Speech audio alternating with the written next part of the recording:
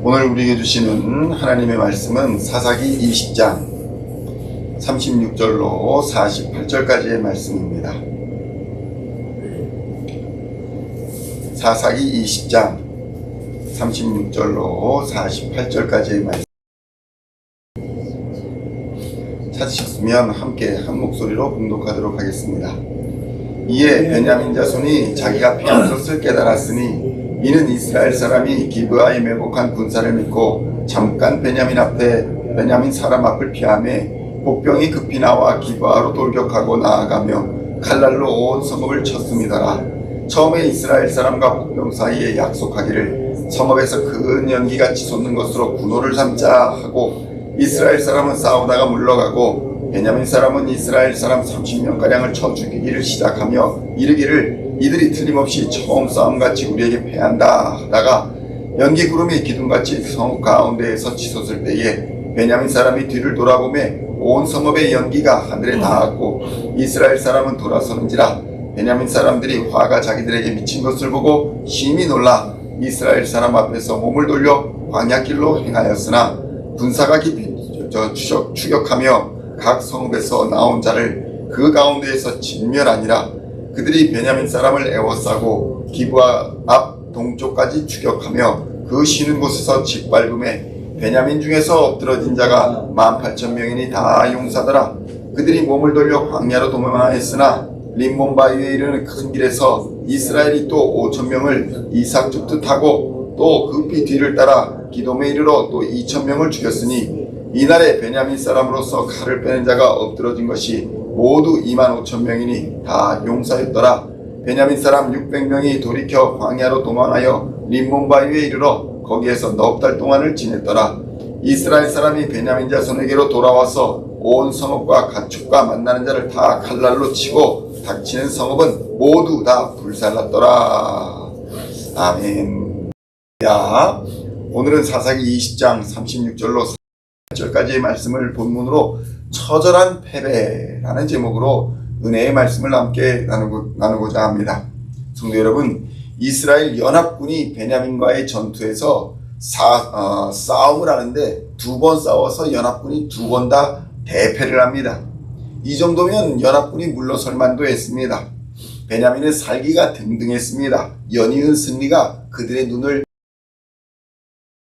성도 여러분, 우리도 마찬가지입니다. 인생에서 잘 되는 순간처럼 보이는 때가 가장 위험한 때라는 사실을 우리는 깨달아야 합니다.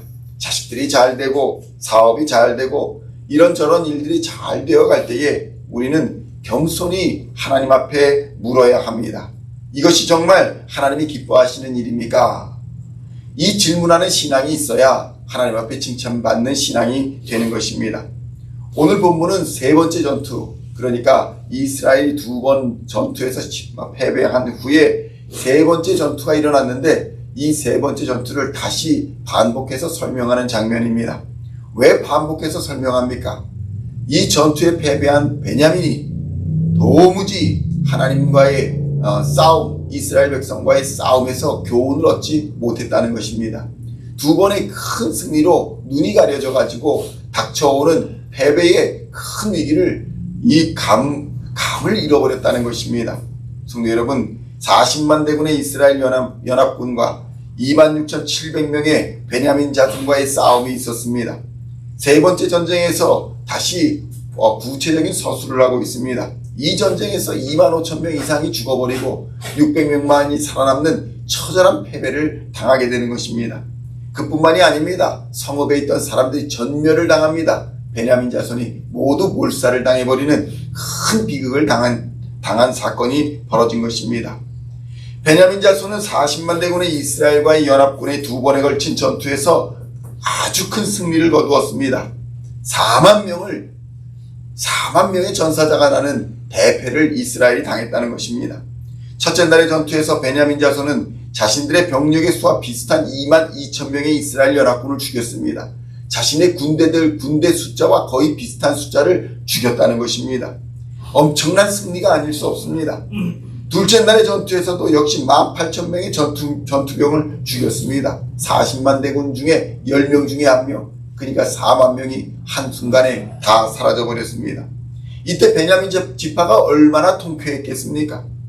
첫 번째 전투에 임할 때는 아마도 이같이 큰 승리를 거둘 것이라고는 생각지 못했을 것입니다. 그런데 두 번의 승리를 거두니까 야, 이거 우리가 이기는 전투구나. 이거 우리가 이방신을 모시고 미신을 섬기고 사이비를 섬겨도 이렇게 승리하니 뭐 하나님이 대수냐. 오늘날도 이런 사람들이 있지 않습니까? 야, 교회 그만두기를 잘했다. 교회 안 나가니까 더 잘 된다. 하나님 안 믿으니까 더 잘 되는 것 같구나. 인생이 더 쑥쑥 잘 풀리고 사람들이 잘 모이는구나.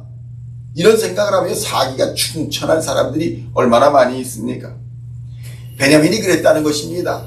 베냐민이 이틀 전투해가지고 4만 명을 죽이니까 이 전투에서 얼마나 사기가 충천한지 몰랐습니다. 그런데 성도 여러분, 이들의 기쁨이 단 3일을 가지 못했다는 것입니다. 하나님이 없는 승리는 오래가지 못합니다. 그 승리를 누리는 기쁨이 영원할 것 같지만 그 순간도 잠깐이라는 것입니다. 세 번째 날에 동이 텄습니다. 이스라엘 연합군이 여느 때와 똑같이 기브아 성읍을 향해 공격을 했습니다. 그런데 이제 공격하는 이스라엘 군대는 이전의 군대와는 다른 군대였습니다.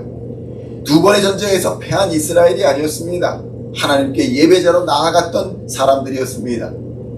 번제와 화목제로 하나님 앞에 선 사람들이 이제 군대로 나아간 것입니다.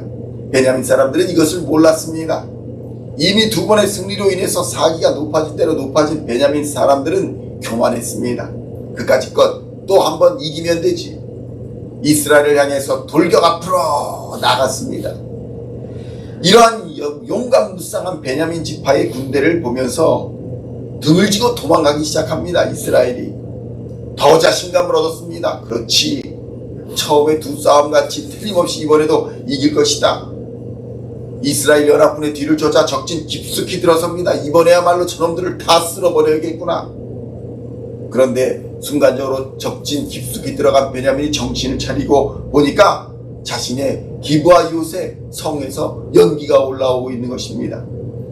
야, 이거 큰일 났구나. 양쪽으로 포위가 됩니다. 기브아 성읍이 이미 10,000명의 특공대가 들어가가지고 성읍을 점령을 해버린 것입니다. 성읍이 자신의 본진이 연기 구름에 휩싸여 있는 것을 보니까 겁이 났습니다.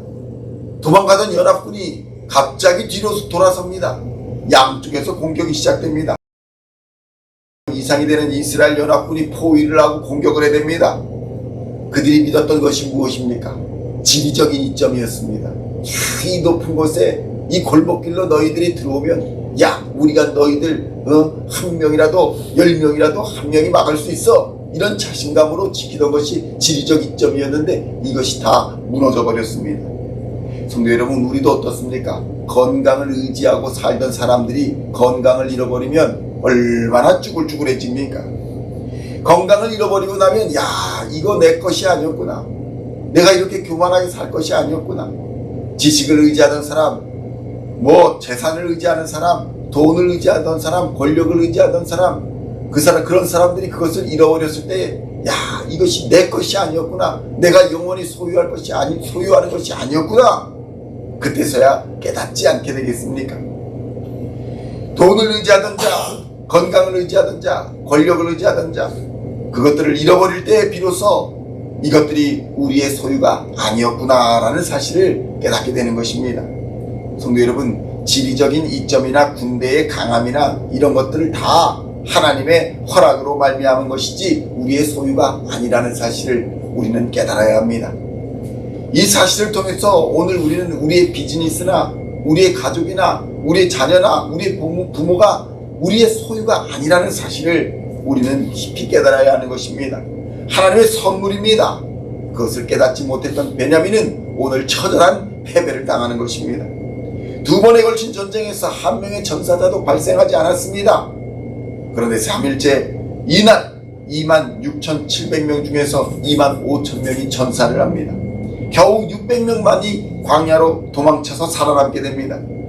그나마 베냐민 성읍에 살아있던 사람들, 기브아 성읍에 살아있던 사람들, 베냐민 사람들, 이 사람들은 이스라엘의 연합군에게서 모두 몰살을 당하게 됩니다.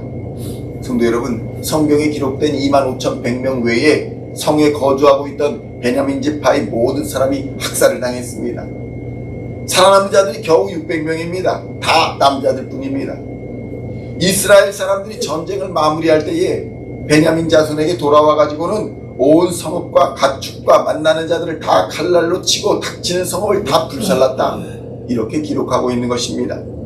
노약자, 여인, 상관없이 가축들 다 불태우고 죽였다는 것입니다. 그런데 성도 여러분, 전쟁이 일어나면 이렇습니다. 전쟁에서 도덕과 윤리를 말할 수가 없습니다. 전쟁은 하지 않는 것이 최상책이지만 한다면 반드시 이겨야 하는 이유가 여기에 있습니다. 신앙의 전쟁도 영적 전쟁도 마찬가지입니다. 지금 이스라엘과 이란 또 미국과 이란 이 중동에서 일어나는 전쟁 어떻습니까? 책상 위에서 지도자들이 한번 선택한 결과로 되돌릴 수 없는 치명적인 피해를 입고 있지 않습니까? 아마 이런 일이 계속 벌어지다가 자칫하면 이란이 지도에서 지워져 버릴 수 있다. 이런 말을 하는 사람들도 있을 지경입니다. 성도 여러분, 우리는 이 오늘 본문을 말씀을 통해서 무엇을 배워야 합니까? 베냐민과 이스라엘의 전쟁을 통해서 우리는 하나님 앞에서의 겸손을 배워야 됩니다. 진정으로 하나님을 경외하는 법을 배워야 합니다. 하나님을 두려워하는 법을 배워야 합니다. 우리의 교만을 내려놔야 합니다. 그리고 지금 우리가 누리고 있는 이 모든 것이 하나님의 선물임을 깨달아야 합니다. 그리고 감사하는 삶을 살아야 할 줄로 믿습니다. 그러므로 오늘도 우리에게 허락하신 이 평화와 삶의 모든 것을 감사하며 우리에게 주신 사명을 겸손히 순종으로 감당하고 하나님과 사람 앞에 칭찬받는 하나님의 사람으로서 믿음의 선한 싸움을 끝까지 싸워가는 우리 시온의 성도님들 다 되시기를 우리 주 예수님의 이름으로 간절히 축원드립니다. 기도하시겠습니다. 하나님 아버지 감사합니다. 하나님 주신 모든 것을 나의 것으로 생각하고 교만하게 살았던 순간순간을 이 시간 회개하며 돌이킵니다. 하나님 역사하여 주시고 우리와 함께하여 주시고 우리를 주관하여 주시며 인도하여 주시옵소서.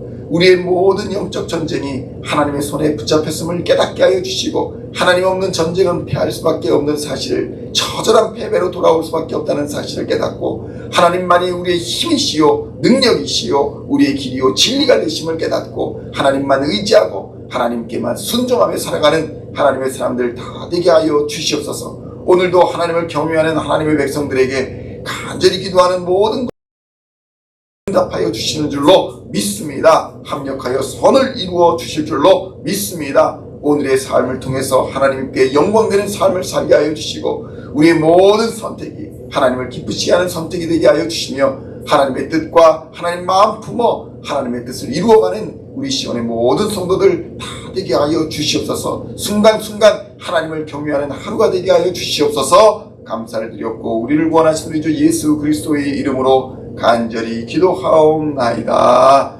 아멘.